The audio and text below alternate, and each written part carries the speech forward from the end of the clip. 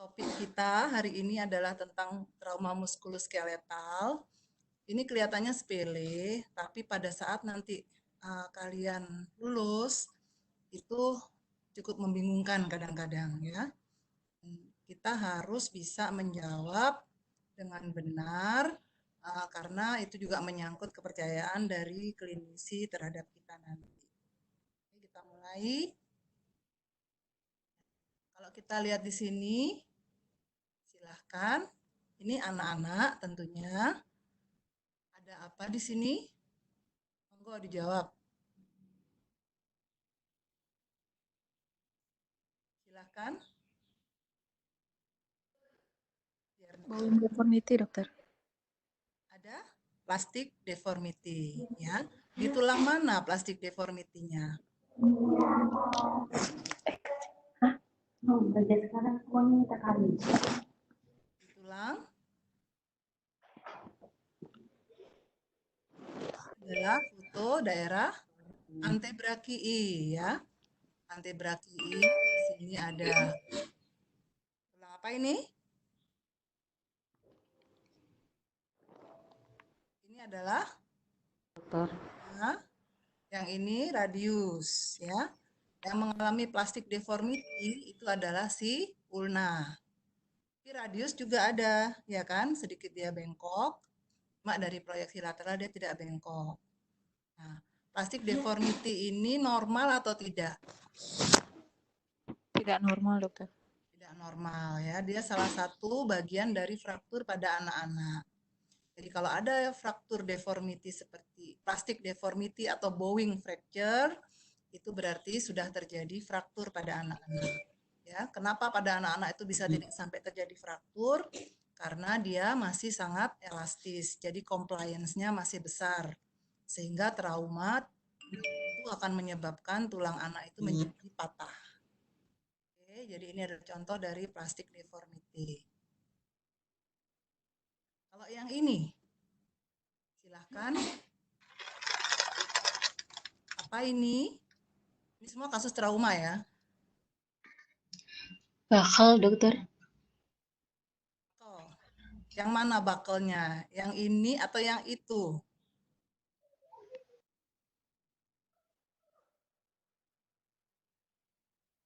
Halo?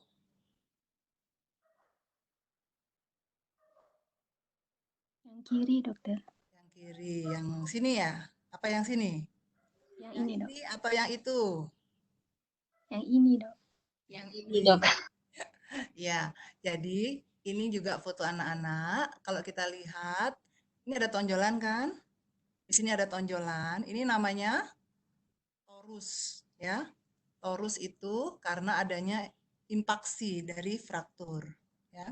Jadi kalau dari AP itu sering terlihat seperti ini, ada impaksi, ada torusnya, atau tonjolan istilahnya torus itu. Tapi pada foto lateral kita lihat ada dekok di sini. Ya, ini namanya buckling. Ya, kita tidak lihat jelas garis frakturnya, tetapi hati-hati kalau kita jumpai ada semacam tonjolan seperti ini, kemudian dari lateral ada dekoan seperti ini, itu berarti ada buckle atau torus fracture. Ya, ini juga salah satu manifestasi fraktur pada anak-anak. Bowing fracture, kemudian torus fracture atau buckling fracture itu adalah fraktur tergolong dalam incomplete fraktur, bukan komplit ya.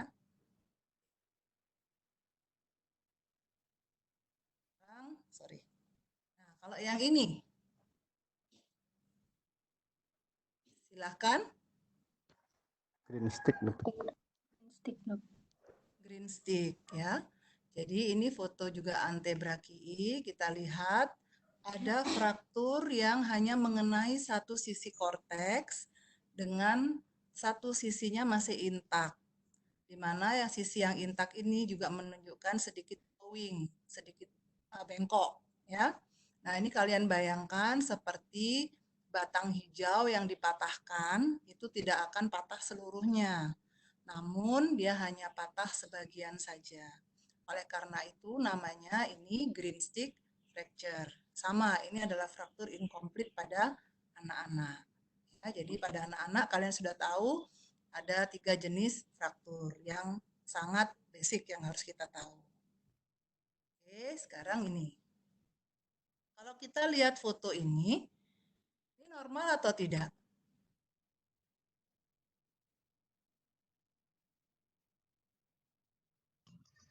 Terdapat fat pot elevation, dokter. Ya, di sebelah mana fat elevation-nya? Foto daerah mana sih?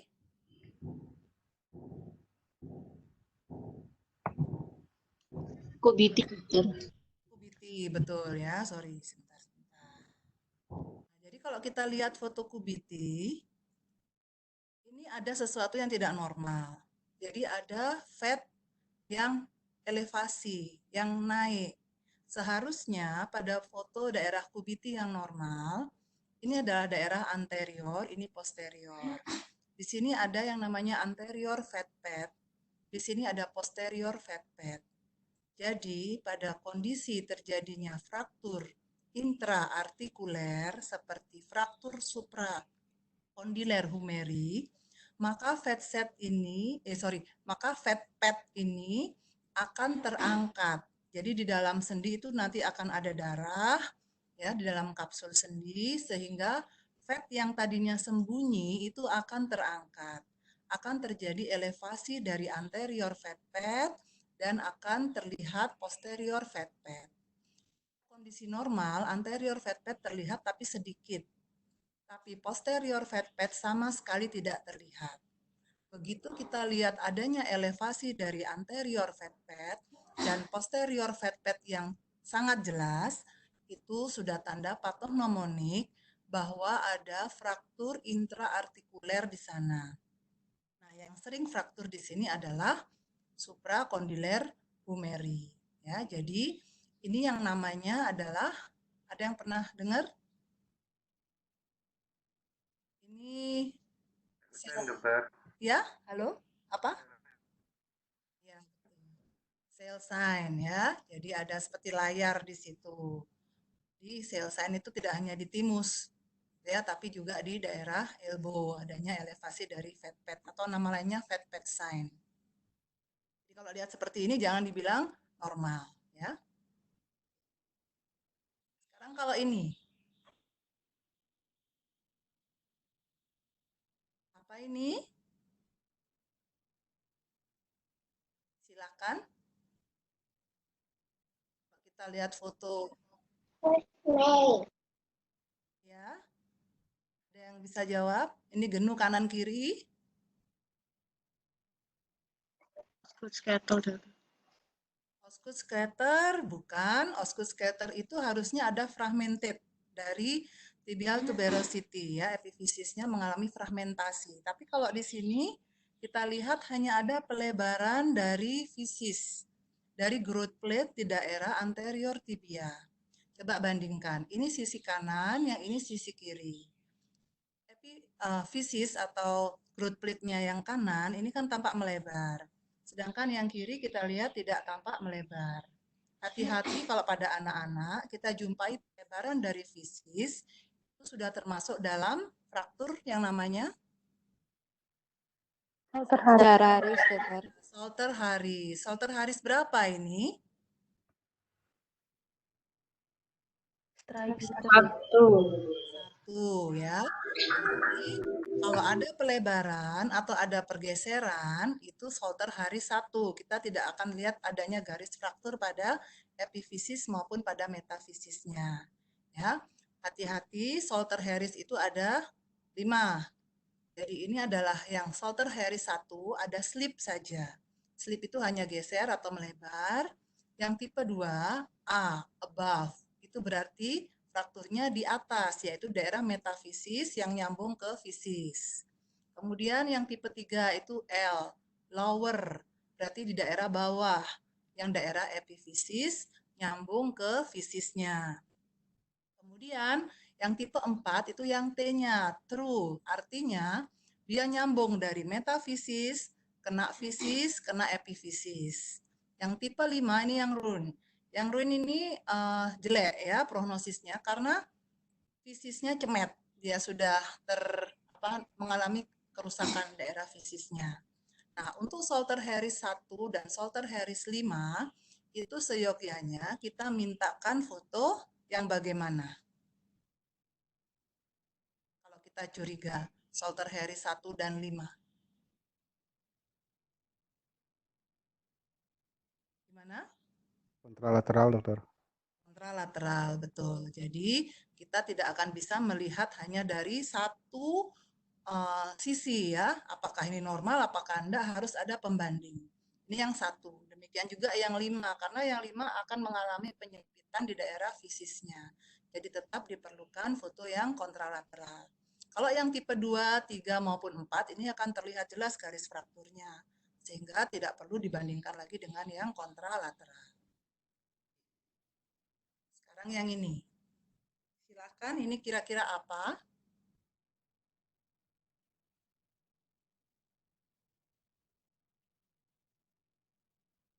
Ya, ada yang bisa? Triplen fracture. Ya, ini fraktur Salter Harris juga yang tipe Lower. lower. Jadi dia ada frakturnya di daerah epifisis, jadi dia lower, kemudian dia meluas ke daerah fisis, ya. Sehingga ini termasuk dalam Salter Harris yang tipe 3. 3. Oke. Nah, kalau yang ini,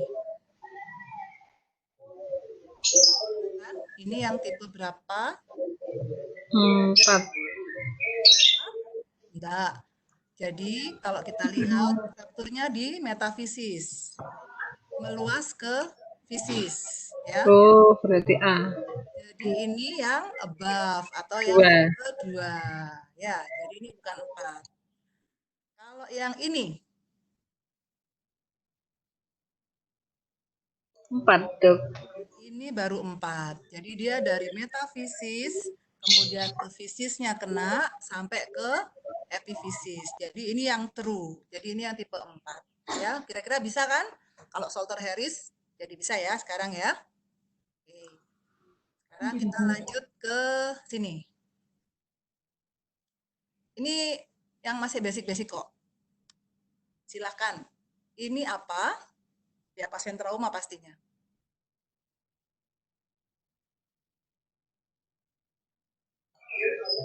Fraktur Koles fraktur, dokter. Koles, dokter. Fraktur Kos bukan. Smith, dokter. Iya, ini fraktur Smith. Jadi fraktur Coles dan Smith itu adalah fraktur di daerah radius distal yang tidak lebih dari 2 cm dari intraartikuler. Jadi kalau frakturnya di sini 3 cm dari artikuler itu namanya bukan Coles atau Smith ya. Jadi sekitar 2 cm, nggak sampai 2 cm dari intraartikuler. Nah, kalau yang Coles itu displacement fragmen distalnya ke arah dorsal, ke arah punggung tangan ke situ. Tapi kalau ini kita lihat displacementnya ke arah volar. Jadi dia ini fraktur Smith, ya. Oke. Sekarang kalau yang ini, Koles, dokter. yang ini baru koles ya. Nah, dia frakturnya di distal radius, kemudian dengan displacement fragmen dorsal ke arah, displacement fragmen distal ke arah dorsal. Jadi ini yang Coles, bukan yang Smith. Ya, bisa kan mengira-ngira ya. Jadi dorsal itu daerah sini punggung tangan, yang volar atau palmar yang di sini. Oke. Sebenarnya ada beberapa lagi yaitu Barton. Barton itu yang intraartikuler disertai dislokasi dari pergelangan tangan. Ya. Oke. Sekarang kalau ini foto anak-anak atau dewasa? Anak-anak, dokter. Anak-anak. Ya, kita jumpai apa di sini? Ulnanya, dok. Bowing. Dengan ulnanya. Ada bowing. Ada bowing, betul. Kemudian ada apa lagi? Fraktur. Dokter. Montegia, dokter. Ya, jadi ini ada ada diskontinuitas ya di daerah ulna proksimal. Kemudian ada sedikit bowing dari ulna. Kemudian kalau kalian lihat ada fraktur di daerah ulna, jadi meskipun bowing itu kan fraktur ya, cari ada tidaknya dislokasi dari radius. Nah, kalau kita lihat di sini, radiusnya tampak mengalami dislokasi, ya. Nah, ini adalah Montegia. Montegia itu fraktur pada proksimal ulna disertai dengan dislokasi dari radiokapitelar. Ya, ini adalah kapitelum, ini adalah radius. Sekarang kadang-kadang kita kan bingung bagaimana caranya membedakan ini dislokasi atau tidak. Jadi gampang, kita bisa ambil garis dari shaft-nya radius. Jadi shaft radius ini harusnya memotong kapitelum. Tetapi kalau dia tidak memotong kapitelum seperti ini, jadi ini shaft radius, ini adalah kapitelumnya, dia kan tidak memotong, harusnya kapitelumnya di sini. Ini juga harusnya kapitelumnya kan di sini, tetapi ternyata kapitelumnya di luar garis ini. Nah, itu menandakan bahwa ada dislokasi dari radiokapitelar, ya. Nah, di sini kita jumpai fraktur dari ulna disertai dislokasi dari radiokapitelar atau radial head-nya. Nah, ini adalah fraktur dari Montegia. Kita lanjut. Nah, kalau yang ini, Galeasi, dokter. Galeazzi, ya, betul. Jadi fraktur Galeazzi adalah frakturnya yang mana? Tulang siapa yang fraktur? Radius, dok. Faktor radius dengan Galeazzi. dislokasi ulna. Jadi Galeazzi itu kebalik dengan Montegia. Kalau Montegia yang fraktur ulna, kalau Galeazzi yang fraktur radius. Kalau dia Montegia yang dislokasi radius, kalau Galeazzi yang dislokasi adalah ulna, radio ulnar distal, ya, DRUJ namanya. Distal radio ulnar joint. Di sini kita lihat bahwa ada pergeseran dari radio ulnarnya, kemudian ada fraktur dari radiusnya, dan dari proyeksi lateral juga terlihat ada dislokasi dari radio ulnar distal. Ini adalah Galeazzi, ya. Ini semua namanya eponim. Eponim itu adalah nama-nama fraktur. Jadi mungkin ya kalian juga harus tahu, kadang kita juga harus menyebutkan itu pada report kita, ya. Oke, sekarang eponim sudah, kita lanjut ke kasus yang lain. Kalau kita lihat foto ini foto apa sih? Proyeksinya, foto daerah mana dan proyeksinya seperti apa? Kayaknya cross table, dokter. Ya, ini adalah foto cross table atau lateral beam atau horizontal beam. Jadi fotonya itu dari samping lutut, samping lateral kanan atau lateral kiri ya. Di mana pasiennya itu terlentang, lututnya sedikit nekuk, kemudian sinarnya dari samping. Namanya horizontal beam atau cross table. Nah, apa gunanya proyeksi ini? Jadi kira-kira ada yang bisa ngelihat nggak? Ada kelainan apa sih di sini? Lipohemartrosis, dokter. Ada lipohemartrosis ya. Bagaimana kita tahu ada lipohemartrosis? Jadi kalau kita lihat di sini, ini ada yang namanya garis Fluid flow level, dokter. Oh ya, betul ya. Jadi kalau kita jumpai fat fluid level, itu berarti ada lipo, ada darah, ada lemak, ada darah. Lipohemartrosis. Bagaimana kita tahu ini fat? Lihat jaringan subkutisnya. Ini kan jaringan subkutis. Subkutis isinya kan fat. Jadi densitasnya ini adalah densitas lucent yang menyerupai fat, bukan menyerupai udara yang di luar sini. Ya. Jadi kalau kita lihat ada komponen yang ini lucent ya, lucent bukan hipodens, lucent yang mirip densitasnya dengan subcutaneous fat atau dengan daerah Sinihova fat pad, itu berarti ada lemak di dalamnya. Nah, kalau ada gambaran fat fluid level, berarti ada sesuatu yang menyebabkan lemak itu masuk ke dalam intraartikuler. Kira-kira kenapa bisa ada fat di sini? Ada fraktur, dokter. Ada fraktur. Terus kenapa kok bisa ada fat di situ? Dari mana asal fatnya? Dari bone marrow-nya, dokter. Ya, betul, dari bone marrow-nya. Jadi kalau ada fraktur intraartikuler, maka marrow ini kan mengandung fat, ya, sehingga dari celah fraktur itu fat itu akan masuk ke dalam rongga sendi, bercampur dengan darah.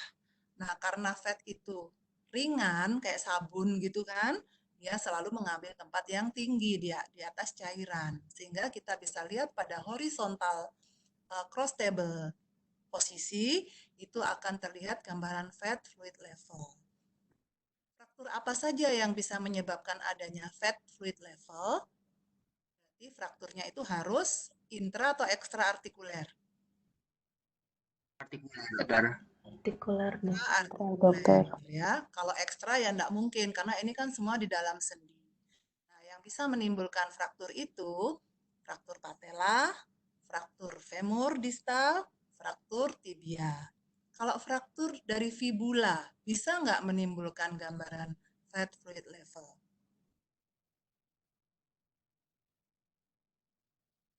Halo? Ingat, fibula itu apakah bagian intraartikuler dari genu? Tidak, dokter.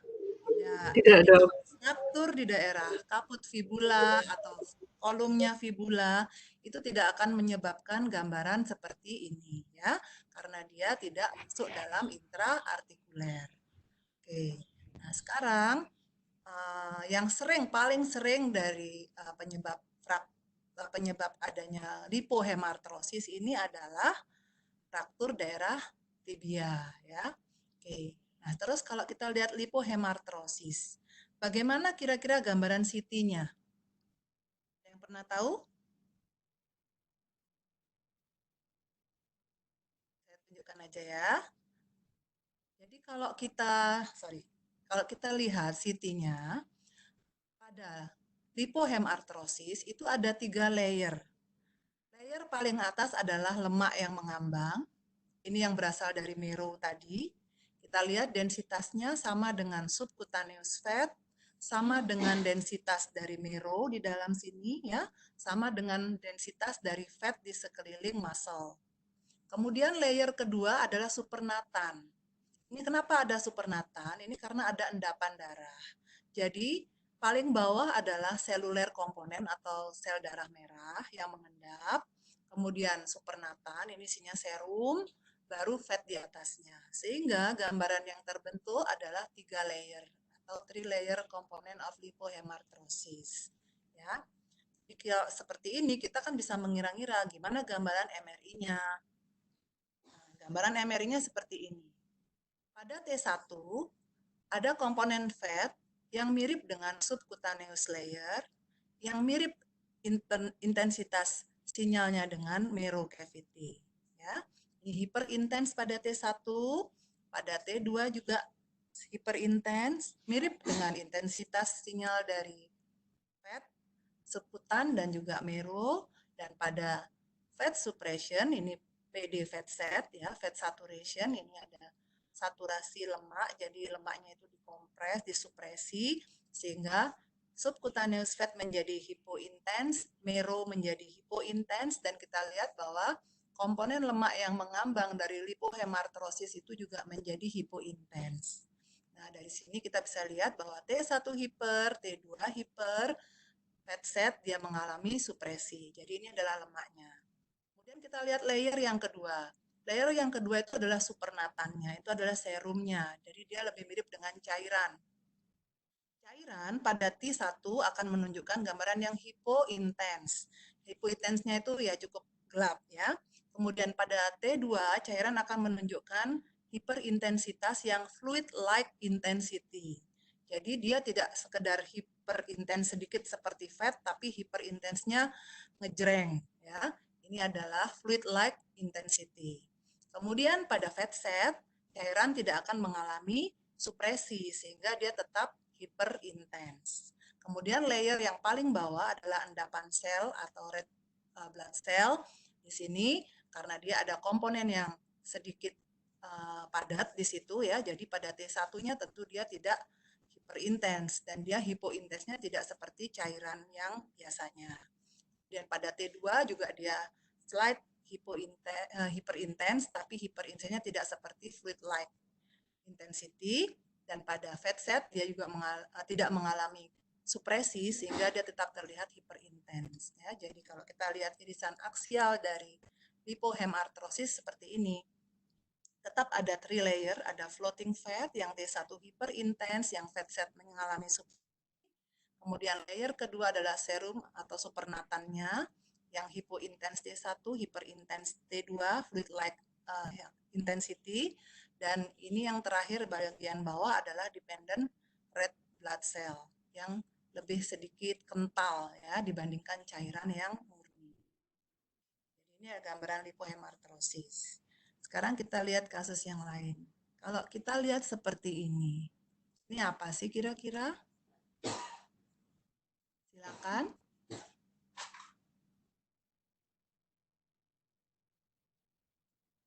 Ini horizontal beam sama dengan yang tadi.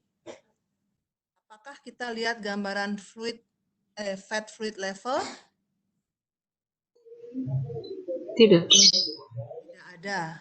Jadi ini tidak ada garis fat fluid levelnya, hanya ada swelling di sini ya. Pada CT scan kita lihat adanya fluid accumulation di daerah suprapatella. Apakah kita lihat gambaran 3 layer di sini? Tidak. Tidak ada. Kemudian pada MRI juga kita hanya ada 2 layer. Satu layer cairan, ingat ini adalah fat set. Ya, pada fat set kalau hiperintens berarti dia bukan fat, berarti dia cairan. Nah, di sini ada yang hiperintens, di sini ada yang slight hiperintens. Kita tidak melihat pada CT ataupun MRI komponen yang menyerupai fat di dalamnya. Pada CT tidak ada hipodense yang sesuai dengan komponen fat di sini. Jadi ini bukanlah lipohemartrosis, tapi ini apa namanya? Emfisema. Putih. Ini berarti tidak ada fat kan? Tapi ada cairan, terus ada endapan di dalamnya. Berarti ini namanya Joint effusion. artrosis ya. Jadi ini adalah, ini darah yang di dalam sendi. Kita tidak bisa lihat 3 layer seperti ini. Jadi hanya ada 2 layer, supernatan sama red blood cell. Sehingga ini bukanlah lipohemartrosis, tapi ini hemartrosis ya.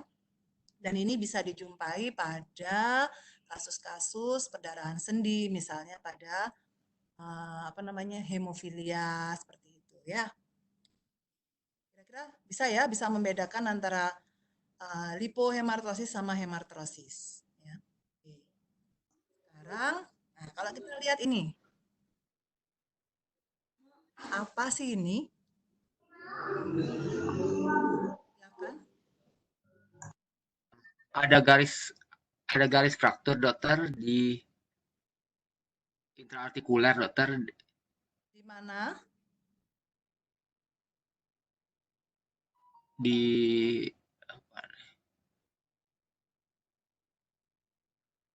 Ini kan kondilus ya, kondilus di femur. kondilus lateral daerah.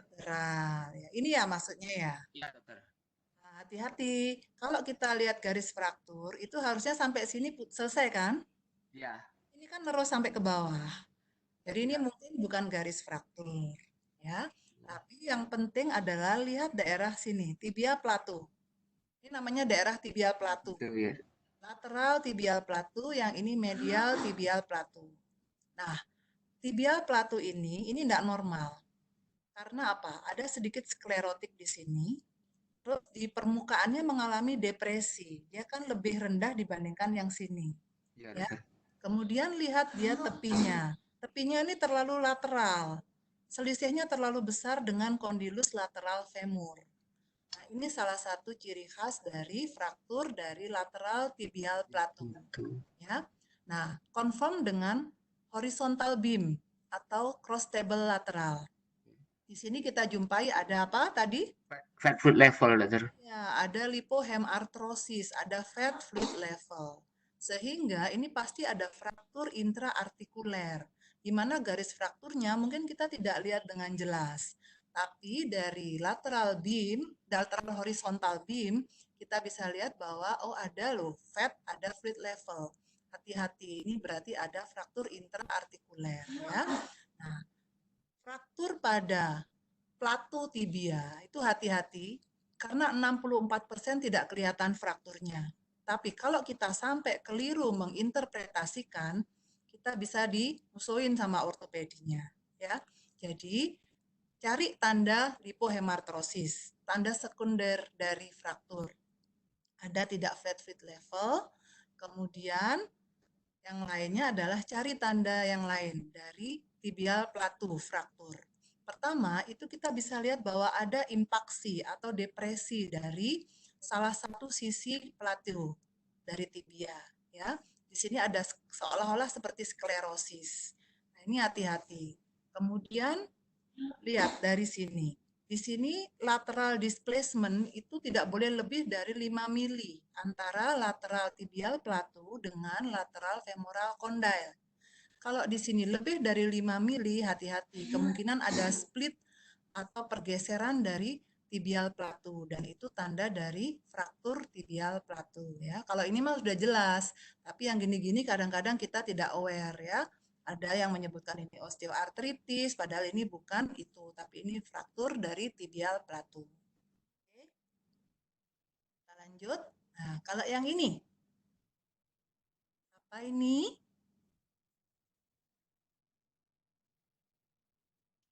Avulsion intercondylarnya.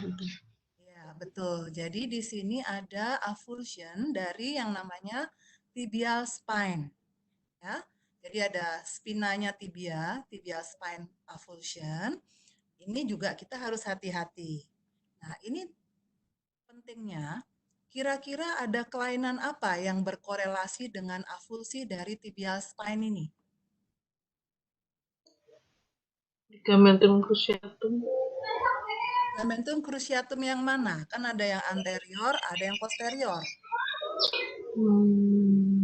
Anterior. Anterior. Dokter. Ya, betul. Jadi tibial spine ini adalah tempatnya insersinya dari ACL, anterior cruciate ligament. Kalau kita bayangkan di sini, ACL itu berada di sini. Ya. Jadi kalau ada avulsi dari tibial spine, berarti kemungkinan ACL-nya juga mengalami injury, ya, dia juga mengalami trauma. Karena ini tempatnya nempel aja udah kecabut, ya kan? Nah, jadi kalau kita jumpai ada avulsi dari tibial spine, itu kemungkinan ada suatu injury pada ACL-nya. Ya, saya tunjukkan. Nah, kalau di MRI, kira-kira akan seperti ini. Di sini kita lihat, ini daerah tibial, ini adalah tibial spine yang mengalami avulsi. Ya. Nah, kemudian kita lihat di sini. Ini adalah serabut dari ACL-nya. ACL yang seperti ini normal atau tidak? Tidak, dokter. Tidak. Harusnya bagaimana ACL itu orientasinya?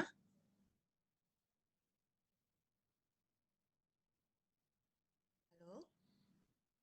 Di sini ada hyperintensity, dokter.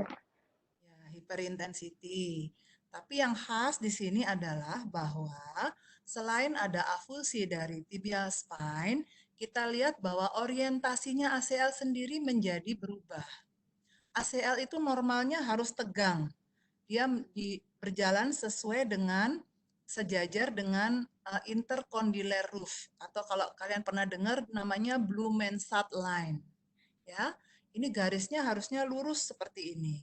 Nah, tidak boleh kendor ACL itu, karena kalau begitu dia kendor, dia tidak akan bisa menjaga tibia ini, sehingga tibia akan mengalami translasi atau geser ke anterior.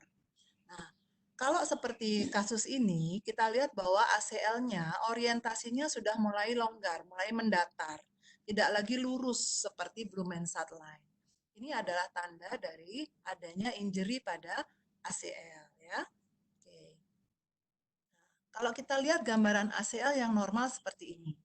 Seperti saya bilang, dia harus sejajar dengan Blumenstadt line. Ini adalah intercondylar roof. Ya, ACL itu seperti ini. Nah, dia terdiri dari dua bundle atau dua serabut, yang anterior dan yang posterior. Yang anterior itu dalam sequence apapun, dia harusnya hipointens seperti ini, seperti tendon di sini ya, seperti PCL ini. Tapi yang posterior bundle memang sedikit hyperintens karena memang di dalamnya itu ada synovium dan sedikit ada fat, sehingga dia sedikit hyperintens ya. Jadi normalnya ACL seperti ini intensitasnya dan posisinya harus seperti ini. Kemudian kalau kita lihat PCL yang normal adalah seperti ini. PCL itu atau posterior cruciate ligament itu harusnya hipointens terus pada sequence apapun hipointens. Namanya ligamen ya, pasti hipointens. Oke. Nah, tanda-tanda dari ACL tear itu salah satunya pertama adalah adanya diskontinuitas dari serabut ACL. Kalau kita lihat gambar, ini adalah serabut ACL yang harusnya kontinu di sini, tetapi di sini ada yang putus. Ini berarti sudah ada robekan dari ACL. Ya. Kemudian tanda yang lain adalah abnormal dari ACL slope, di mana ACL itu mengalami depresi seperti yang tadi. Jadi yang normal ACL itu orientasinya harus sejajar dengan garis ini, garis intercondylar roof atau Blumenstadt line. Nah, pada ACL yang mengalami injury atau sobek, ya, maka ACL itu sudah tidak lagi orientasinya seperti ini, namun dia melandai, mendatar, ya, atau dia seperti yang tadi mulai kendor gitu kelihatannya. Dia mengalami depresi dari slope-nya, tidak lagi sejajar dengan Blumenstadt line. Kemudian tanda yang lain adalah tidak terlihatnya ACL fiber, seperti ini. Apakah kalian bisa melihat gambaran ACL fiber yang normal di sini? Tidak bisa kan? Jadi di sini sudah mana fibernya nggak tahu, karena ini memang sudah mengalami tear ya, sobekan dari ACL-nya. Kemudian tanda yang lain adalah adanya scar pada ACL. Jadi ACL yang seperti tadi saya bilang harusnya ada dua lapisan. Tapi kita lihat di sini ada yang aneh kan, ini adalah scar. Tanda bahwa dia pernah mengalami robekan. Ini tidak normal. Ya. Kemudian yang lain adalah avulsi dari anterior tibial spine, seperti ini.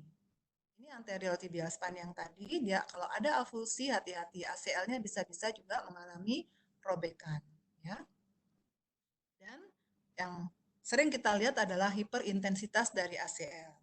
Ingat bahwa serabut ACL itu anterior fibernya selalu hipointens, tapi posteriornya sedikit hiperintens. Nah, kalau sudah seperti ini sudah hiperintens semua dan tidak karu-karuan. Ya, jadi kalau ada hiperintensitas ACL, hati-hati, kemungkinan ada injury pada ACL-nya. Oke, sekarang kita lihat kasus di sini. Silakan dilihat pelan-pelan dulu. Sudah ada yang menemukan kelainannya? Silakan.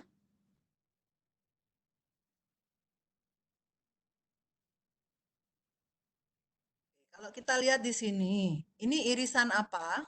Sorry, ini sequence apa sih dari MRI lutut? Sequence T1 atau T2 atau fatset? Proton density fatset. Fatset, dokter. Nah, ini adalah PD fatset, proton density yang difatsetkan ya. Nah, kalau kita lihat ini irisan sagital. Sagital ini dari medial, ini sisi medial, ini sedikit ke tengah, ke lateral. Ini lateral. Bagaimana kita bisa lihat ini medial, ini lateral dari MRI? Jadi kalau kita lihat tibianya dulu. Tibia, ini ya, pada daerah medial lutut, itu bentuknya segitiga. Jadi jangan bingung. Semakin dia ke lateral, bentuknya sudah tidak segitiga lagi tibianya, melainkan dia akan seperti persneleng kalau saya bilang. Seperti pegangannya tongkat. Ya. Jadi kalau misalnya kalian lihat gambaran tibia seperti ini berarti di daerah medial apa lateral? dokter. Lateral. Lateral, ya. Oke, sekarang kita sudah tahu ini daerah medial dari tibia karena bentuknya segitiga. Nah, di sini yang bisa kita nilai adalah bahwa daerah ini kondilusnya femur. Berarti ini kondilus medial kan? Ini adalah kondilus medialnya tibia. Di sini kita lihat ada hiperintensitas. Berarti ini ada bone bruise, ada memar di sini di tulangnya. Ya. Kemudian kalau kita lihat struktur segitiga ini apa? Bursa, dokter. Meniskus. Meniskus, dokter. Terus mana? Medial atau lateral? Medial. Lateral. Ya, karena ini segitiga, jadi ini pasti daerah medial, meniskusnya pun meniskus medial. Nah, ini adalah anterior horn dari meniskus medial. Yang ini adalah posterior horn dari meniskus medial. Normal enggak? Posterior horn dari meniskus medialnya. Tidak Enggak, normal, dokter. Ya, ada hiperintensitas dengan disertai diskontinuitas dari permukaan meniskus. Jadi ada robekan dari meniskus medial kornu posterior, ya. Ini anterior, ini posterior. Nah, kalau kita lihat robekannya, ini vertikal atau horizontal atau bagaimana? Horizontal dong. Horizontal, betul. Jadi ini ada horizontal tear dari posterior horn meniskus medial, ya. Oke, sekarang kita beralih ke sebelahnya, mulai agak ke tengah. Di sini tandanya sudah kelihatan patella, sudah kelihatan patellar tendon, ya. Ini quadricepsnya udah mulai kelihatan sedikit. Nah, ada yang tidak normal di sini?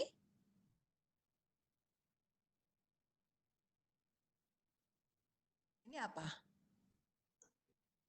ACL-nya dokter. ACL, dokter. ACL. Apakah ACL seperti ini normal? Tidak, dokter. Ya, ingat ACL itu anterior part-nya, bagian anterior bandelnya kan harusnya seperti ini toh? Lebih hitam, dokter. Intens ya, seperti tendon patellar, seperti PCL. Tapi ACL bagian anteriornya kok putih, ya. Kemudian kita lihat bahwa ACL-nya ini menebal, kelihatan lebar. Kemudian daerah posterior bandelnya ini juga ada yang sedikit terputus di sini, tidak ada fibernya. Jadi ini menunjukkan bahwa ada robekan dari ACL, ya. Kemudian kita ke sampingnya lagi. Nah, ini masih daerah tengah karena kita masih bisa lihat patella dan patellar tendon serta quadriceps tendon. Ini adalah PCL. Apakah PCL normal seperti ini? Tidak normal, dokter. Jadi dengan PCL-nya? PCL-nya tapi buckling, dokter. Ya betul, dia buckling atau sedikit wavy ya, sedikit bergelombang. Harusnya PCL itu setengah lingkaran begitu. Nah, adanya buckling dari PCL merupakan secondary sign dari adanya robekan pada PCL. Ya. Oke, sekarang kita lihat di daerah tengah beneran. Daerah tengah ini biasanya kita tidak akan lihat meniskus, ya, karena meniskus di tengah itu kan kosong, bolong. Kalau kita lihat aksialnya meniskusnya itu bolong di sini ya. Nah, di sini kita bisa lihat bahwa patellar tendonnya masih intak, masih hipointens, kemudian quadriceps tendonnya di atas juga masih hipointens, masih normal ya.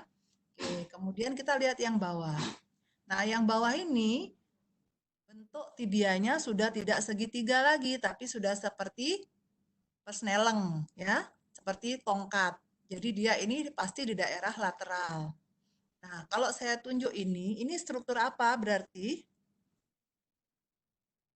Meniskus lateralis, dokter. Meniskus lateralis, kornu anterior, kornu posterior. Normal enggak meniskus lateralisnya? Normal. Normal, betul. Karena dia masih hipointens seperti biasanya. Tidak ada hiperintensitas yang aneh-aneh di dalamnya. Ya. Oke. Kemudian kalau kita lihat, ini adalah irisan koronal. Yang bisa kita lihat dari irisan koronal ini adalah di sini daerah medial, di sini daerah lateral.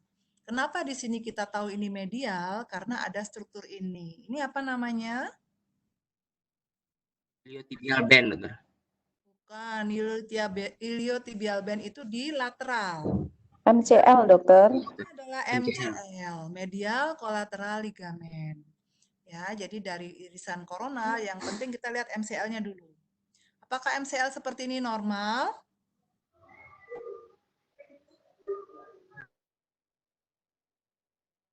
Normal atau enggak normal ini? Ya, jadi MCL ini adalah normal. Kenapa? Karena dia masih hipointens. MCL itu ada 2 layer, superficial layer, ada deep layer. Selama kita lihat bahwa lapisan ini tidak ada yang hiperintens, berarti dia enggak apa-apa, ya. Nah, MCL itu kalau ada hiperintensitas atau ada diskontinuitas fibernya, itu menandakan dia ada injury. Tapi dia masih baik. Dia nempel pada tulang, dia masih nggak apa-apa, hipointens ya. Yang kita lihat di sini adalah ada bone bruise. Ya, ada apa namanya ini memar di daerah kondilus medial dari femur dan kondilus medial dari tibia. Cocok dengan daerah irisan sagitalnya. Ini kan daerah medial juga ya. Kemudian kita lihat daerah meniskus medial. Meniskus medialnya juga hiperintens. Ini tidak normal, bentuknya tidak seperti yang lateral. Yang lateral kan bagus segitiga. Tapi yang medial kita tidak bisa lihat dengan jelas karena ada sobekan. Kalau kita mau confirm, lihat di daerah sagital. Oh benar, ternyata ada kerusakan dari meniskus medialis. Ya, ini sudah kelihatan. Oke, kemudian kita lihat lagi. Ini adalah daerah PCL. Ini PCL ya. Yang ini adalah daerahnya ACL, tapi ACL-nya mana? Nggak kelihatan, sudah hiperintens semua. Sehingga ACL-nya kita confirm juga, oh memang ternyata ada injury di sana, ada hiperintensitas dari ACL-nya ya. Nah, ini kalau kita lihat ini adalah PCL-nya ya. Ini irisan koronal tapi di bagian belakang. Taunya kita bagian belakang bagaimana? Ini lihat, ini ada kondilus medial, kondilus lateral femur. Jadi bonggolnya femur itu letaknya kan di belakang ya. Kemudian di belakang kita lihat ada fibula. Fibula itu posisinya tidak di samping, tidak di depan, tapi sedikit ke posterior. Jadi kalau kita sudah bisa lihat fibula, kita lihat kondilus dari femur, ini berarti daerah posterior genu ya. Nah, di sini kita lihat ini ada PCL yang normal. Kemudian kita lihat ini struktur apa yang menghubungkan fibula dengan kondilus lateral femur? LCL, dokter. LCL, betul. Normal enggak LCL-nya? Tidak, dok. Normal ini ya. Kalau LCL tidak normal, dia akan menebal, warnanya juga hiperintens. Hati-hati, ini bukan putus, tapi ini adalah tendon dari popliteus muscle. Ya. Nah, memang kalau lihat MRI nggak bisa sepotong, kita harus lihat semuanya. Tapi at least kita lihat bahwa LCL-nya ini masih hipointens, tidak ada hiperintensitas. Jadi dia masih tidak apa-apa. Ya. Oke, nah sekarang karena kita sudah tahu ini daerah posterior dari genu, maka ini adalah meniskus apa? Medial, dokter. Medial cornu posterior. Yang ini meniskus lateral cornu posterior. Di sini kita lihat bahwa pada cornu posterior meniskus medial ada hiperintensitas yang horizontal, menandakan ada sobekan. Ini cocok dengan gambaran dari sagitalnya bahwa ada sobekan horizontal pada meniskus medial cornu posterior ya. Oke, kemudian kalau kita mau confirm lagi dari aksialnya, kita bisa lihat bahwa meniskus itu bentuknya seperti huruf C.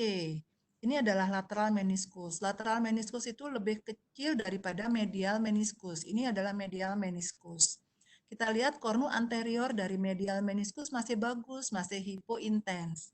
Tapi kornu posteriornya ini sudah nggak karu-karuan, sudah sudah hiperintens. Sehingga ini juga cocok bahwa ada meniscal tear di sini, di kornu posterior, di daerah pada irisan koronal juga kelihatan, di irisan sagital juga kelihatan. Ya. Jadi kira-kira seperti ini bisa ya membaca kelainan pada MRI lutut. Oke, kita lanjut sekarang ke kasus yang lain. Ya, silahkan. Ini foto apa, proyeksi apa?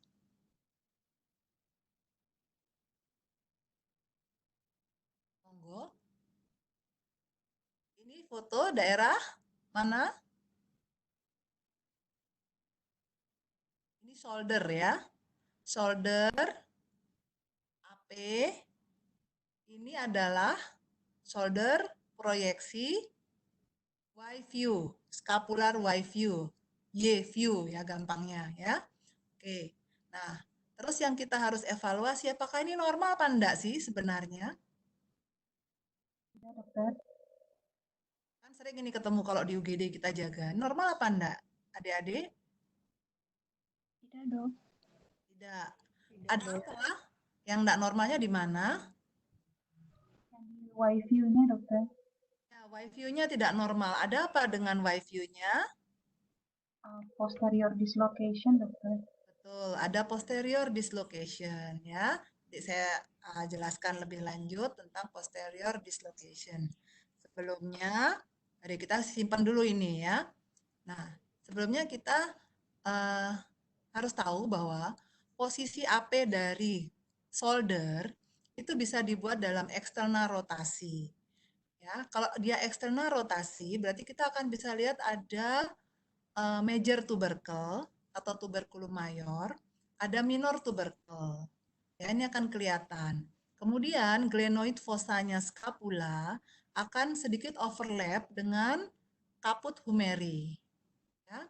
Nah, kemudian kita akan bisa lihat bahwa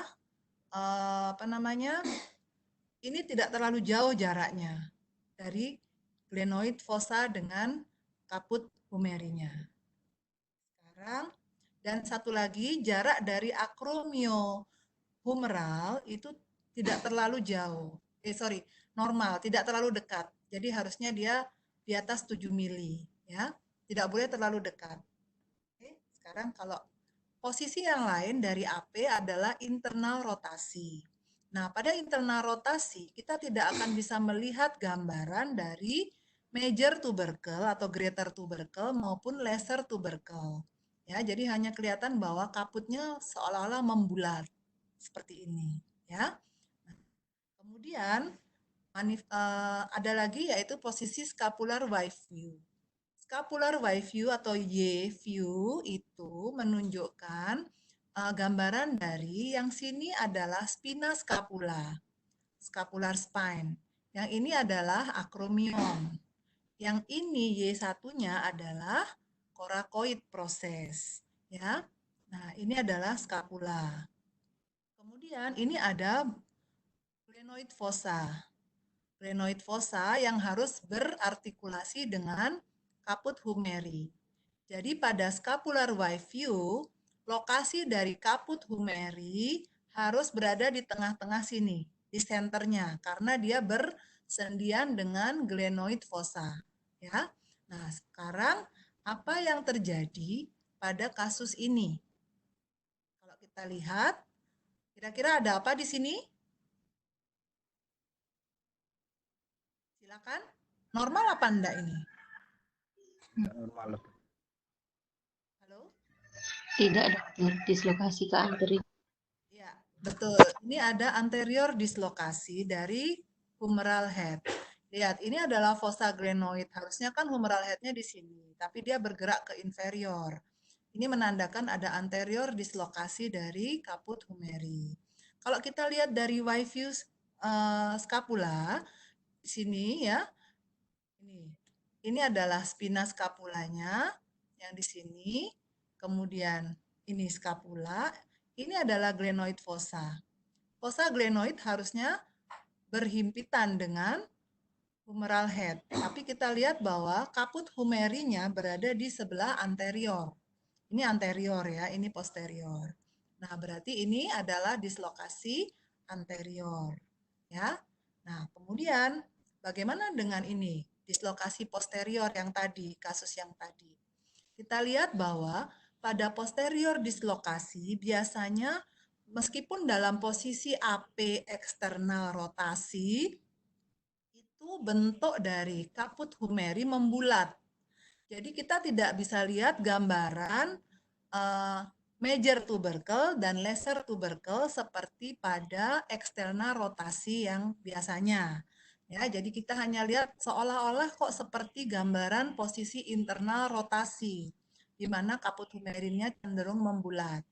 Kemudian ada pelebaran jarak dari fossa glenoid ini dengan si kaput humeri. Katanya sih lebih dari 6 mili ya.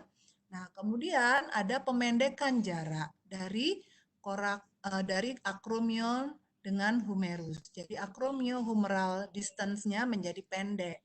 Karena biasanya kalau posterior dislokasi, itu humeral head-nya sedikit terangkat ke atas. Ya. Nah, kalau kita lihat secara imajiner, maka gambarannya seperti bola lampu, namanya light bulb appearance. Ini tanda dari posterior dislokasi. Kemudian pada wide view scapula, kita lihat bahwa gambaran dari kaput humeri tidak lagi di tengah-tengah huruf Y ini, tapi dia terletak di belakang dari huruf Y. Ya, harusnya kan dia berhimpit di sini di tengah-tengah.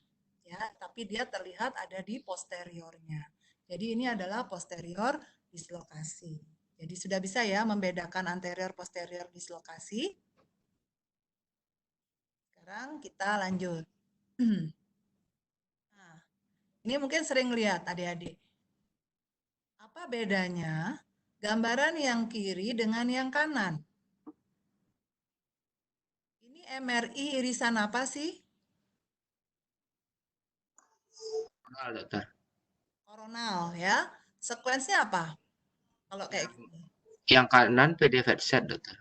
Ya, jadi ini PD fat set. Jadi di Kiri ya, betul. skeletal itu kita hampir selalu menggunakan sekuen fat set, entah itu dalam bentuk PD fat set atau stir ya, pokoknya yang fat saturasi.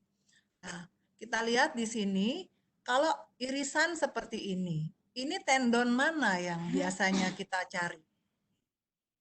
Ini kan irisan yang sama. Ya, Supraspinatus.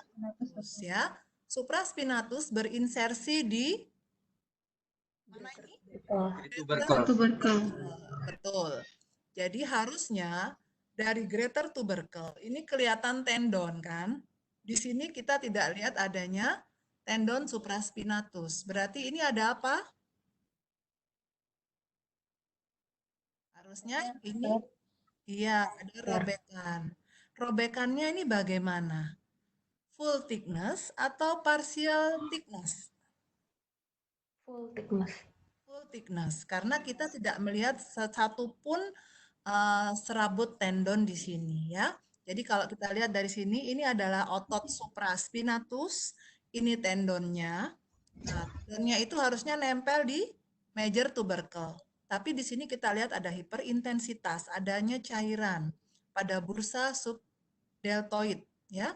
Kemudian serabut dari supraspinatus putus sampai sini. Di sini tidak ada serabutnya.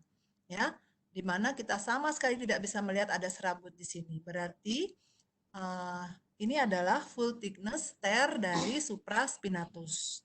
Sedangkan yang di sini kita masih bisa lihat serabut dari tendon supraspinatus. Harusnya dia nempelkan di major tubercle. Nah, cuma di bagian aspek artikuler ini ada sedikit hiperintensitas. Ya, tapi aspek bursal ini namanya aspek bursal yang berhadapan dengan bursa, sedangkan ini adalah aspek artikuler yang berhadapan dengan tulang atau korteks ya. Nah, di sini tampaknya aspek bursalnya tendon masih bagus, tapi aspek artikulernya mulai mengalami diskontinuitas. Jadi ini yang namanya partial thickness dari sobekan supraspinatus tendon. Bisa ya membedakan? Sekarang kalau ini irisan apa dari shoulder?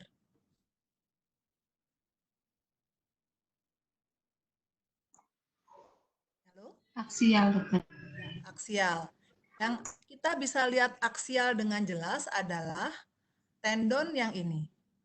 Ini depan, ini belakang. Ya, jangan bingung. Pokoknya agak miring ini mesti belakang.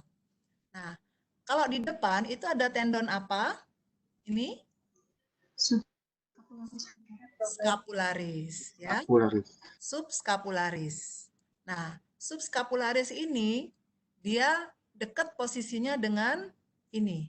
Apa struktur yang ada di antara major tubercle dan minor tubercle di dalam bicipital groove?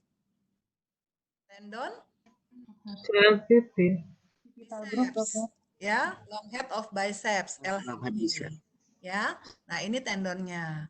Sedangkan ini adalah tendon dari subscapularis. Nah, kalau yang di belakang ini adalah tendon dan otot dari apa? Infraspinatus. Ya. Nah, jadi jangan bingung kalau ada aksial, yang di depan ini pasti dia subscapularis, yang di belakang ini pasti infraspinatus. Ya, kalau yang ini kan otot deltoid ini. Oke, sekarang kita lihat yang sebelah kiri kasusnya. Apakah struktur di sini ini normal? Normal, dokter. Normal? Tidak normal. Oke, apa yang mengalami gangguan di sini? Ada diskontinuitas, dokter. Dari tendon subscapular ini, dokter, subscapularis, dokter. Betul. Jadi ini ada sobekan ya dari tendon subscapularis. Harusnya kan dia lurus nempel di minor tubercle. Tapi di sini kita lihat hanya di sini aja tendonnya, di sini sudah nggak karu-karuan ya. Kemudian biceps tendonnya pun tidak terlalu jelas, tapi tampaknya masih kelihatan sih di sini biceps tendonnya.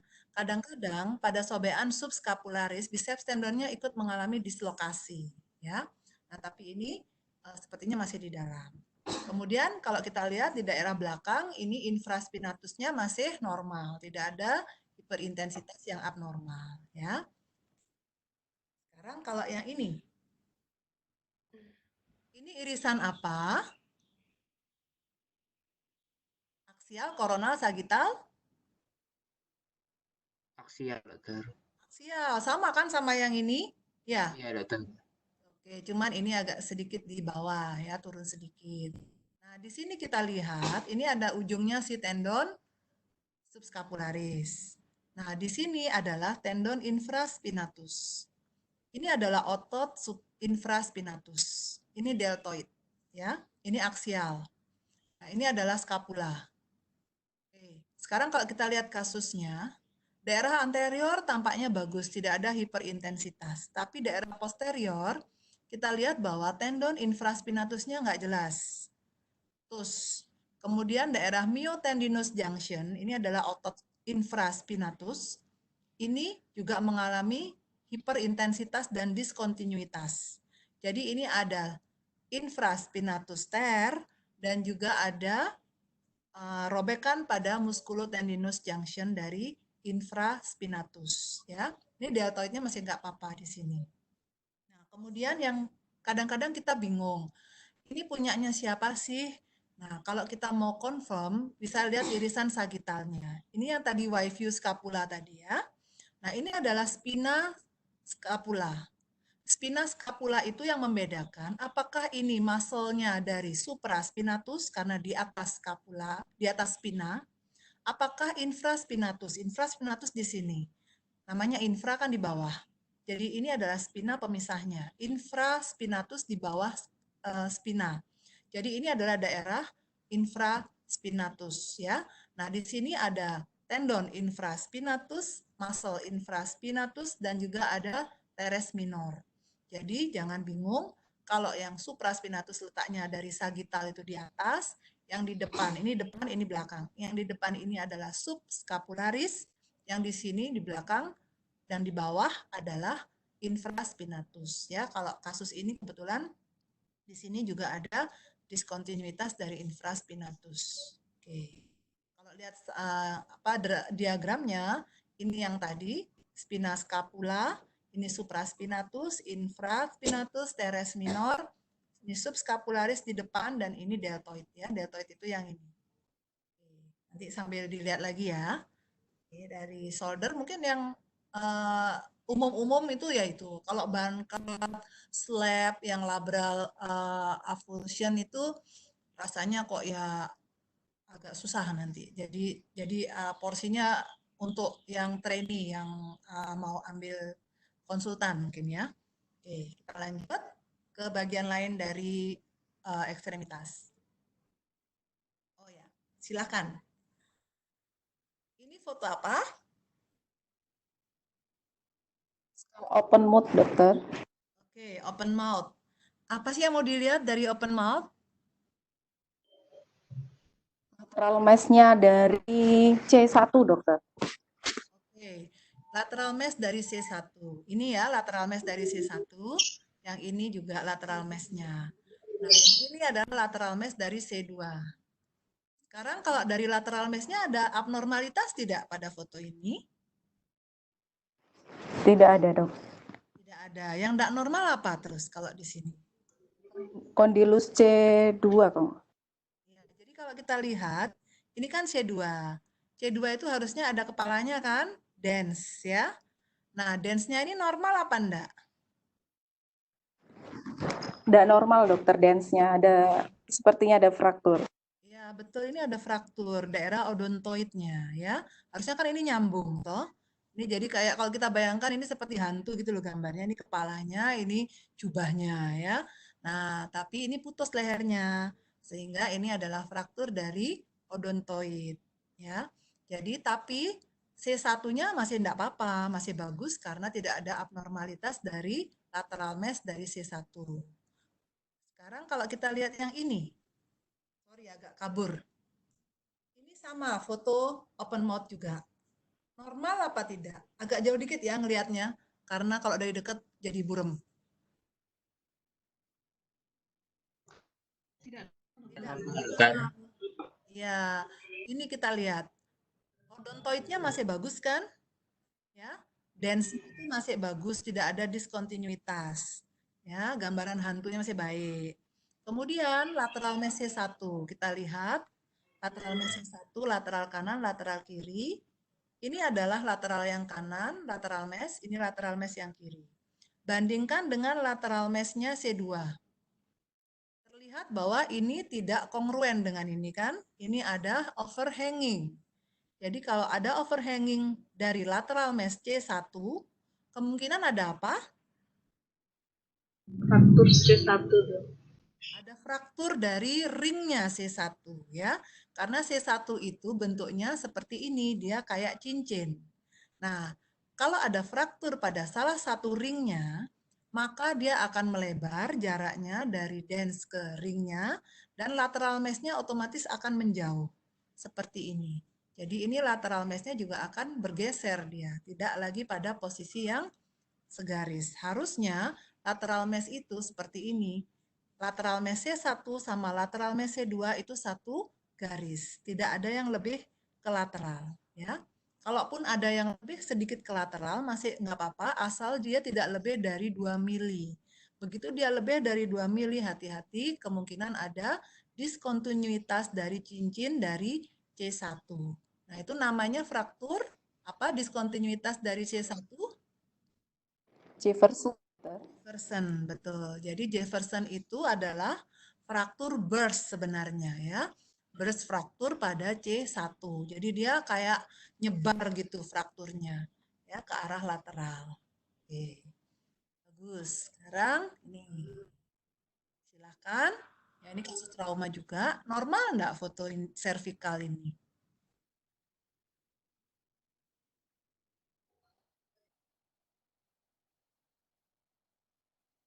Dari AP yang ini lateral. Normal atau tidak? Tidak normal, dok. Enggak normalnya apanya ya? Jadi kalau kita lihat Listesis, dokter. ada listesis betul ya. Nah, ini kita keep dulu ya. Nanti kita bahas sebentar. Jadi saya ingin menekankan bahwa ini adalah unilateral facet dislokasi. Kenapa bisa begitu? Jadi yang pertama kita harus tahu bahwa untuk melihat foto servikal penting bagi kita melihat alignment-nya. Jadi yang pertama itu adalah anterior vertebral line. Anterior vertebral line ini menandakan keutuhan dari ligamentum apa di sini? longitudinal ligamen. Ya, betul. Jadi ALL, anterior longitudinal ligamen. Jadi yang depan ini harus satu alignment. Kemudian di bagian belakang posterior dari korpus vertebra namanya posterior vertebral line. Ini menandakan keutuhan dari ligamentum longitudinal posterior, ya. Kemudian ada lagi namanya garis spinolaminir. Spinolaminir ini menandakan kongruensi atau keutuhan dari daerah faset, ya. Kemudian yang paling belakang adalah interspinous line. Ini menandakan keutuhan dari ligamen nuke atau supraspinosus. Jadi kalau di daerah servikal itu supraspinosus, di atas processus spinosus namanya nuke. Tapi kalau daerah thoracolumbar namanya supraspinosus, ya. Oke. Nah, garis-garis ini tidak boleh bergeser atau mengalami disruption. Itu menandakan bahwa struktur-struktur itu masih baik. Sekarang, kalau kita lihat yang normal, gambaran processus spinosus itu harus sama intervalnya. Dari yang atas sampai bawah. Tidak boleh ada yang geser kanan, geser kiri, menjauh, mendekat, tidak boleh. Ya. Kemudian dari proyeksi lateral, interspinous distance itu harus sama pada setiap levelnya. Kalau ada pelebaran interspinous distance, berarti kemungkinan ada apa di sana? Berarti ada robekan dari ligamen, ya. Nah, di sini ini antara processus spinosus ada ligamen namanya interspinosus ligamen. Kalau yang belakang itu ada satu ligamen besar yang tadi saya bilang yang sering mengalami kalsifikasi namanya ligamentum nuke, ya, atau supraspinosus. Nah, kalau sampai jarak interspinosus ini melebar, kemungkinan bisa terjadi robekan dari ligamentum nuke ataupun ligamentum interspinosusnya, ya. Jadi yang penting jarak interspinus harus sama, baik dari posisi AP maupun dari posisi lateral. Nah, sekarang kalau dari CT untuk melihat sendi faset, dari CT kita harus ambil pada posisi parasagital. Jadi bukan mid sagital, ya. Parasagital itu kita akan lihat gambaran faset joint itu yang ini. Faset joint itu selalu sama intervalnya. Jadi dia seperti puzzle, saling melengkapi. Tidak boleh saling tumpang tindih, apalagi saling menunggangi, ya. Tidak bisa. Nah, intervalnya tidak boleh melebar juga. Paling besar 2 mili. Jadi dia harus sama semuanya intervalnya. Nah, jadi sudah tahu ya, ini adalah sendi faset. Faset ada kanan, ada kiri. Kemudian pada proyeksi koronal, CT koronal, ini yang namanya sendi faset. Ya, nanti kalau kalian main di workstation itu coba dilihat, faset yang normal selalu seperti ini. Paralel satu dengan yang lain dengan interval yang hampir sama. Tidak ada yang melebar, tidak ada yang bergeser, ya, tidak ada yang menyempit juga. Oke, sekarang pada irisan CT aksial ini yang namanya sendi faset. Jadi dia akan membentuk gambaran hamburger, ya, biar gampang ingetnya. Ini rotinya, ini burgernya, ini roti bawahnya, saling menangkup, namanya hamburger, ya. Tapi kalau dia mengalami kelainan, dislokasi misalnya, maka hamburger ini akan kebalik. Namanya reverse hamburger sign. Ya. Oke, sekarang kembali ke kasus yang tadi. Kalau kita lihat di sini, kita lihat lateralnya dulu ya. Tanpa adanya disruption dari anterior vertebral line. Kemudian tampak disruption juga dari posterior vertebral line. Kemudian tampak juga disruption dari spinolaminar line. Lalu kita lihat jarak dari interspinosus di sini tampak melebar. Ya. Berarti ada kemungkinan sobekan di sini daerah ligamentum interspinosum atau nuke. Kemudian ada anterior listesis dari korpus vertebra. Nah, ini menandakan bahwa sudah ada diskongruensi dari daerah apa namanya, vertebral line maupun daerah spinolaminer. Kalau spinolaminernya sudah ada diskontinuitas seperti ini, hati-hati mungkin sudah ada pergeseran dari sendi fasetnya. Ya. Oke. Kemudian kita lihat dari posisi AP. Posisi AP kita lihat bahwa prosesus spinosus ini posisinya sudah aneh. Ada yang di situ, ada yang di sini, ada yang di sini. Sudah tidak lagi sejajar dan intervalnya sudah berubah. Ya. Oke. Jadi kalau kita lihat di sini pada irisan sagital, mid sagital, kalau kita lihat ada anterolistesis dari satu korpus, kemudian listesisnya ini tidak melebihi 50% atau sekitar ya 25% lah, kemudian disertai dengan pelebaran jarak dari interspinosus, itu hati-hati, kemungkinan sudah ada faset yang juga bergeser. Ya. Nah, kalau dia kita ambil irisan di daerah parasagital, kita lihat ini fasetnya masih bagus yang atas, ini fasetnya bagus, ini fasetnya sudah tidak bagus karena sudah tidak lagi di sini posisinya, tapi dia menunggang di sini. Ini namanya lock faset, jadi kekunci dia di sana. Ya, ini satu sisi mengalami lock faset. Jadi pada irisan, pada 3D-nya kan kelihatan, ini yang faset normal, ini yang mengalami lock faset. Nah, pada irisan aksial, kita lihat di satu sisi yang kiri, ini ada reverse hamburger sign. Jadi tidak lagi bentuknya hamburger, tapi terbalik. Ya. Jadi ini adalah unilateral facet dislokasi. Jadi tanda unilateral facet dislokasi adalah anterior listesisnya tidak melebihi 50%, biasanya 25%, kemudian ada pelebaran jarak interspinosus, pada irisan parasagital ada lock faset, faset yang tidak satu posisi lagi dengan atas maupun bawah ya. Dan pada irisan aksial ada satu sisi dari perubahan susunan faset menjadi reverse hamburger sign. Kemudian bagaimana kalau yang ini? Nah, kalau yang ini, pada irisan mid sagital, kita lihat bahwa anterior listesisnya sudah cukup besar, ya, sekitar 50%-an. Kemudian ada pelebaran juga dari jarak interspinosusnya. Kemudian pada parasagital kita lihat ini faset yang normal, ini faset yang mengalami lock faset atau dislokasi. Nah, pada parasagital kiri, ini yang kanan, ini yang kiri, kita juga lihat ada lock faset juga. Pada irisan aksial, kanan maupun kiri, kita lihat ada gambaran reverse hamburger sign. Berarti ini adalah bilateral facet dislokasi. Ya, jadi bisa ya membedakan yang normal dengan yang dislokasi. Yang unilateral dislokasi dengan yang bilateral dislokasi. Oke. Nah, gambaran MRI-nya tentu menyesuaikan dengan struktur yang bisa mengalami injury.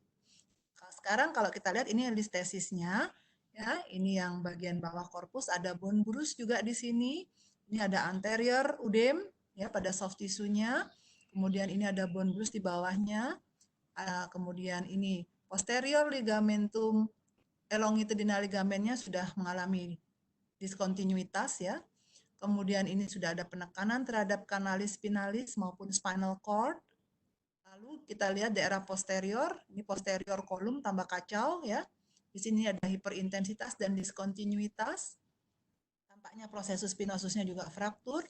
Kemudian di sini ada hiperintensitas dari interspinosus ligamen. Ya, kemudian ini adalah daerah ligamentum ligamentum plavumnya juga mengalami disruption. Kemudian juga daerah soft tissue di posterior leher juga mengalami hiperintensitas. Ini semua mengalami injury di sini. Ya, kalau kita lihat di sini juga ada hiperintensitas dari daerah ligamentum supraspinosus ya, karena ini ada daerah torakal. Ini putus supraspinosusnya di sini. Oke, jadi kalau dari cervical kira-kira yang penting itu. Sekarang torakolumbal. Mungkin sudah banyak yang tahu ya. Apa bedanya sekarang gambar A, B, dan C? Silakan.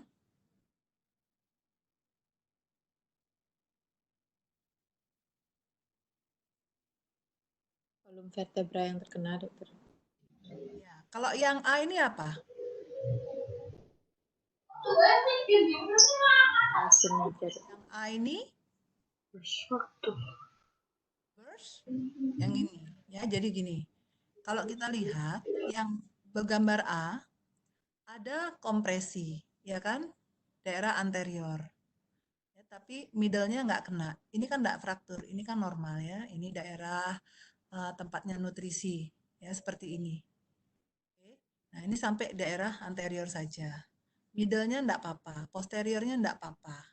Kemudian dari irisan aksialnya, tampak bahwa frakturnya hanya mengenai anterior kolum. Oke. Kemudian, berarti ini namanya adalah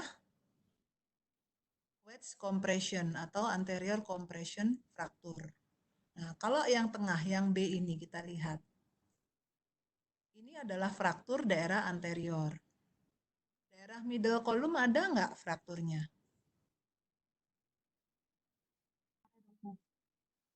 Ada? Ya, ini ada ya. Ada fraktur pada pada middle column. Kemudian ada retropulsi dari korpus bagian posterior ini ke arah kanalis spinalis.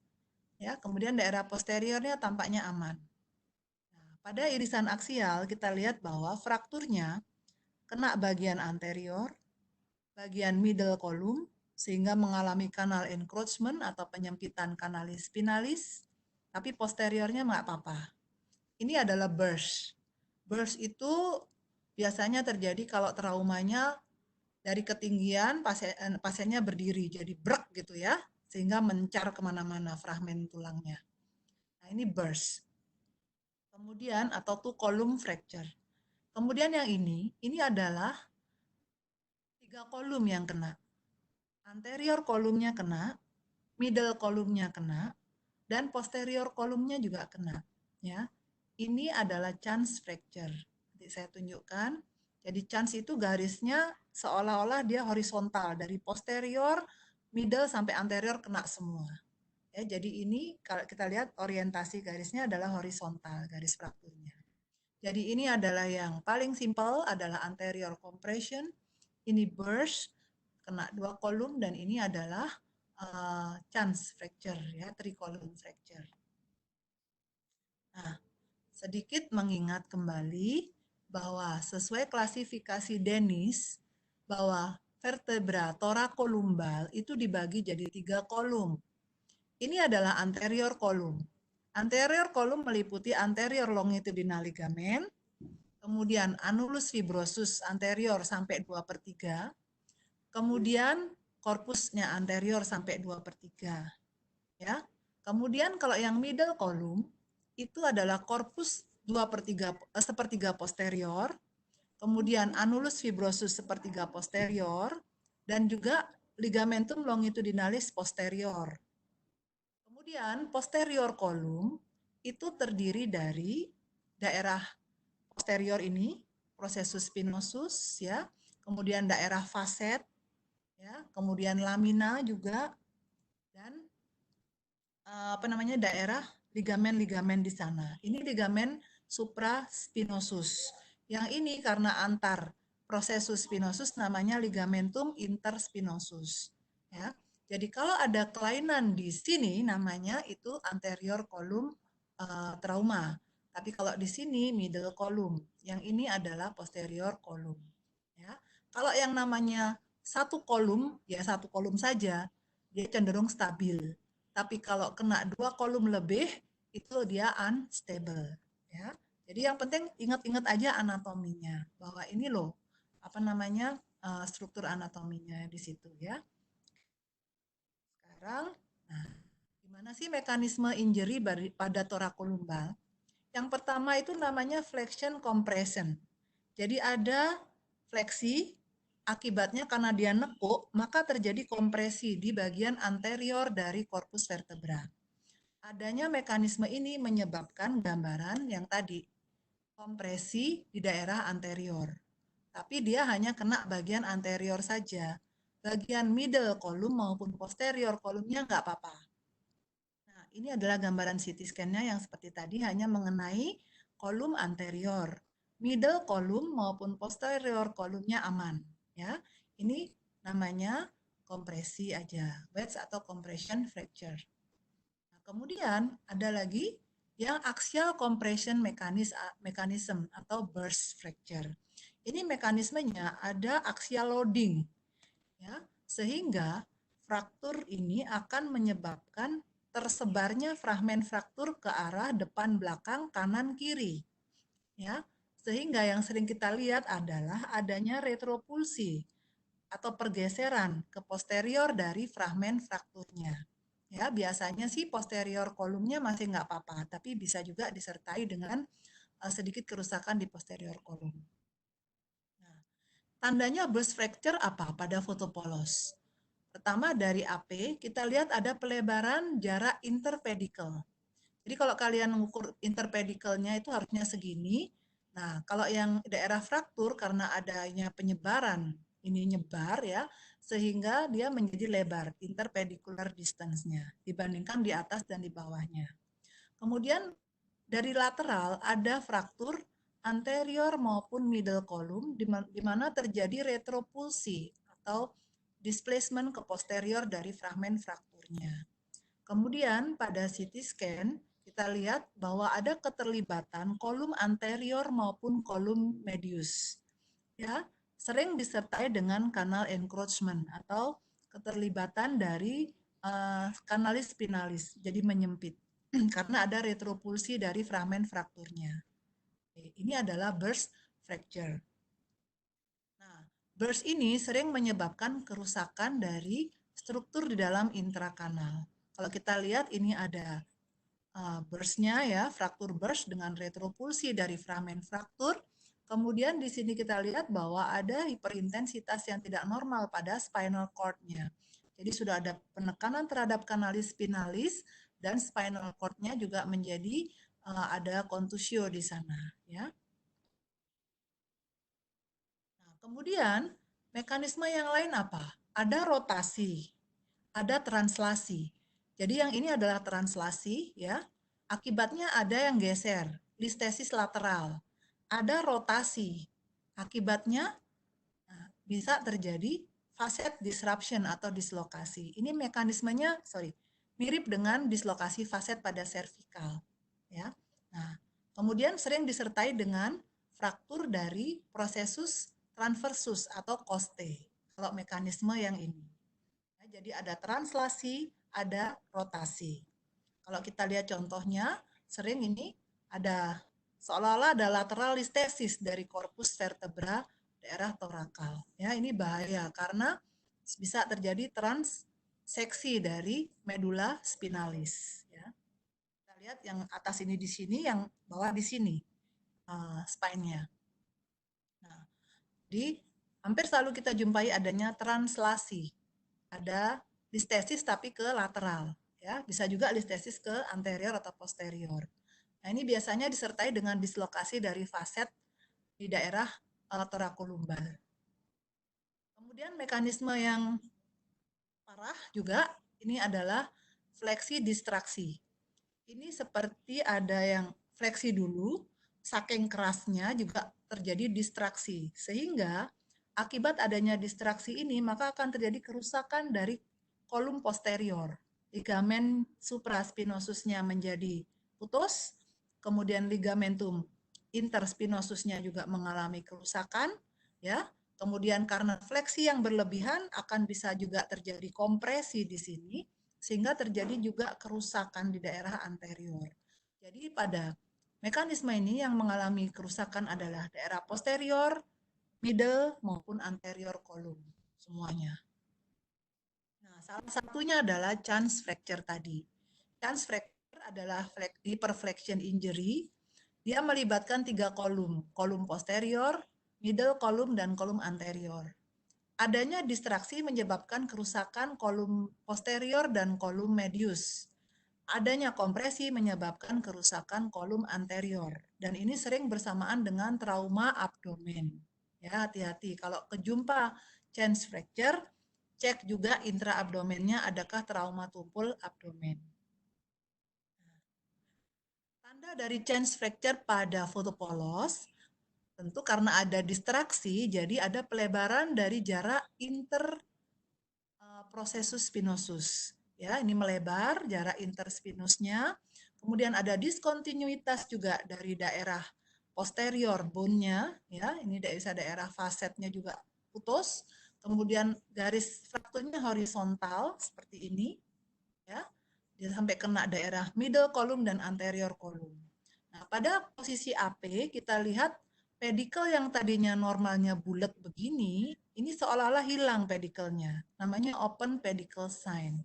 Jadi seolah-olah pedicle-nya ini sudah tidak kelihatan karena ini semua fraktur di sini. Ya.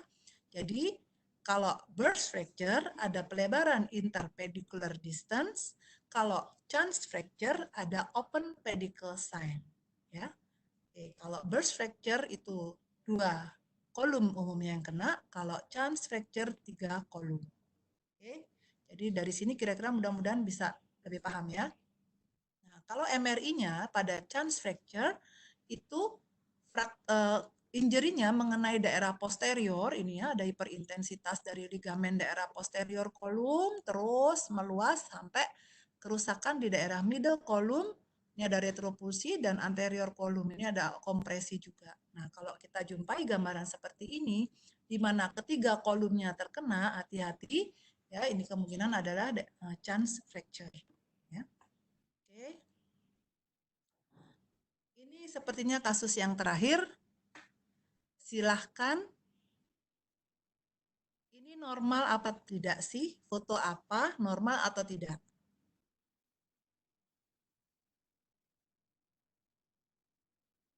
Itu ankle AP dokter ada dislokasi. Ada dislokasi, ya. Apa sih yang tidak normal dari foto ini?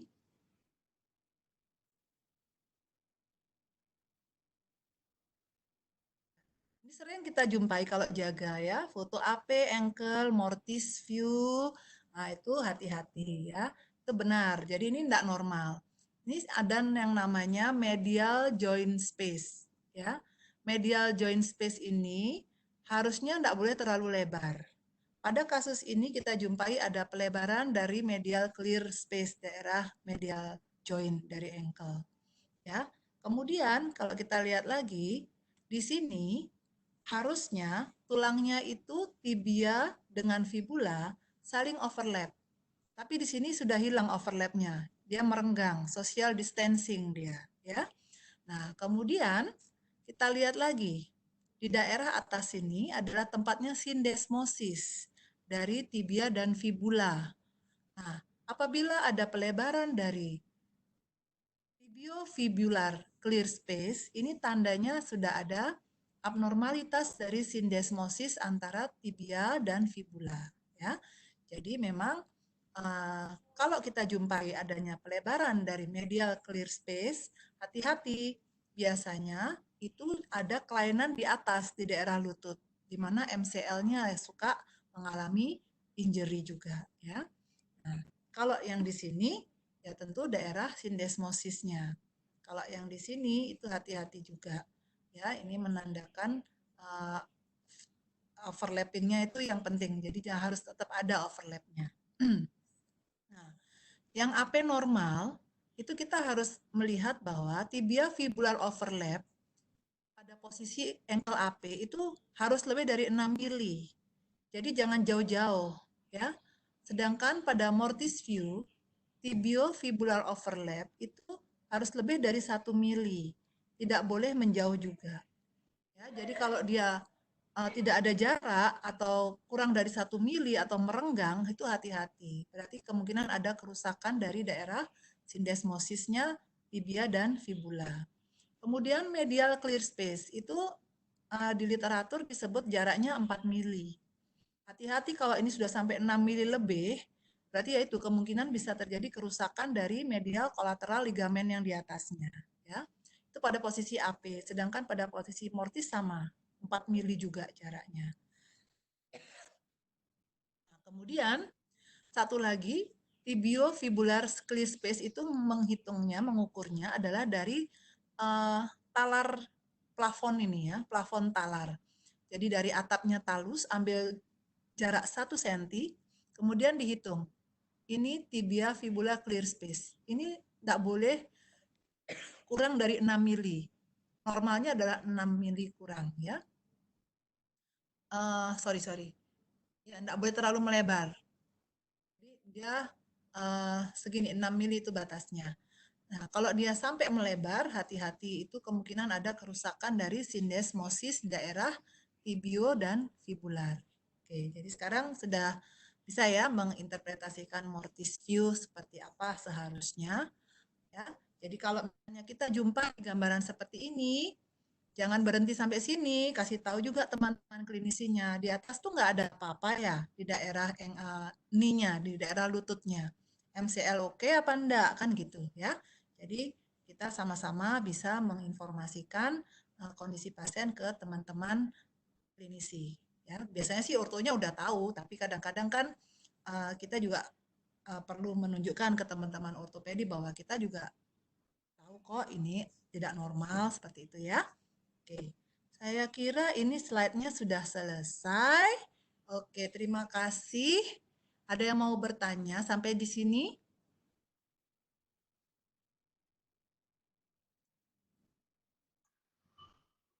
Ya.